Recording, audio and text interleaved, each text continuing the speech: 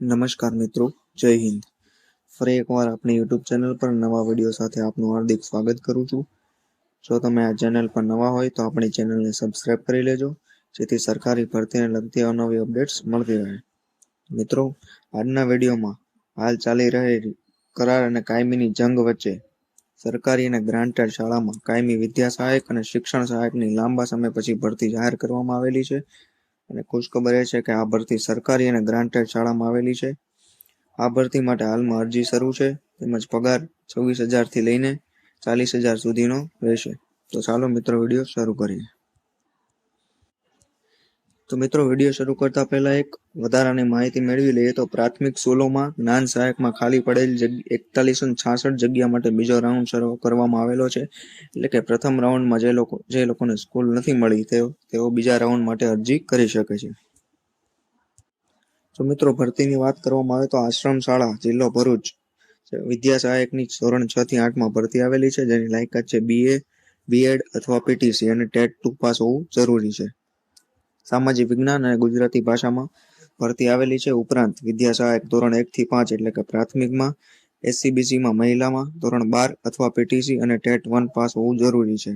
તે તમામ વિષયમાં આ ભરતી આવેલી છે. તે જ પ્રમાણે જો શિક્ષણ સહાયકની વાત કરવામાં આવે તો ધોરણ 9, 10 અને BSc, B.Ed અને ટાટ 1 પાસ હોવું જરૂરી છે. આ ભરતી ગણિત અને વિજ્ઞાનમાં આવેલી છે, તે તમે અહીં જોઈ શકો છો. તો મિત્રો, આપણે અગાઉ જોયું તેમ પ્રાથમિક વિભાગમાં ટેટ 1 અને ઉચ્ચ પ્રાથમિક વિભાગમાં ટેટ 2 તથા માધ્યમિક વિભાગમાં ટાટ 1 ફરજિયાત પાસ કરેલું હોવું જોઈએ, કારણ કે સરકારી અને ગ્રાન્ટેડ શાળામાં ભરતી આવેલી છે. તેમજ આની અરજી જાહેરાત આવ્યા પછીના એટલે કે હવે પછીના 10 દિવસમાં સમયસર મળી રહી તે રીતે મોકલવાનું રહેશે. આશ્રમ નિવાસી શાળા હોવાથી બાળકોને નિવાસ સાથે ફરજ પરના તમામ કર્મચારીઓને ફરજિયાત સ્થળ ઉપર નિવાસ કરવાનું રહેશે. નિવાસ શાળા હોવાથી મહિલા શિક્ષિકાઓને ગૃહમાતા, શિક્ષકોએ ગૃહપતિ તરીકેની પણ ફરજ બજાવવાની રહેશે. ઉપરાંત વિદ્યા સહાયક માટે 26,000 રૂપિયા પગાર રહેશે, તેમજ શિક્ષણ સહાયકનો પગાર 40,800 રહેશે. સંતોષકારક રીતે 5 વર્ષ પૂરા થયા બાદ પૂરા પગાર ધોરણમાં સમાવેશ કરવામાં આવશે.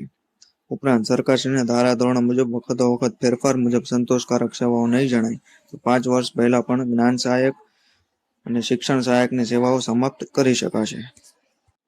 તો મિત્રો, તમારે અરજી આ સરનામા પર મોકલવાની રહેશે, જે તમે અહીં જોઈ શકો છો. ને આજથી 10 દિવસની અંદર તમારે આ અરજી મોકલવાની રહેશે. હળપતિ સેવા ટ્રસ્ટ, બારડોલી. તો મિત્રો, આજના વિડીયોમાં બસ આટલું જ.